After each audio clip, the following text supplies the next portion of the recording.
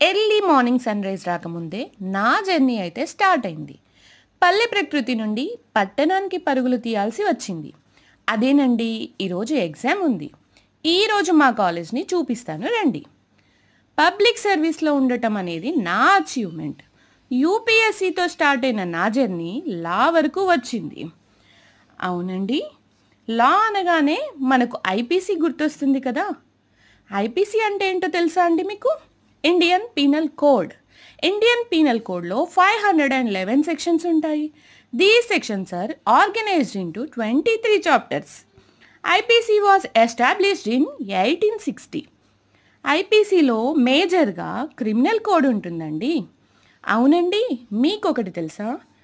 ఇండియాలో ఉన్న ప్రతి మనిషికి ఫండమెంటల్ రైట్స్ ఉన్నాయి. మీ పక్కవారి రైట్స్‌కి భంగం కలిగించకండి. చట్టం ఎవరికి చుట్టం కాదండోయ్! Equality before law. చట్టం ముందు అందరూ సమానులే. సో, మనం మన రైట్స్‌ని మనం ఎంజాయ్ చేస్తూ పక్కవారి రైట్స్‌కి ఏ రోజు కూడా భంగం కలిగించకూడదు.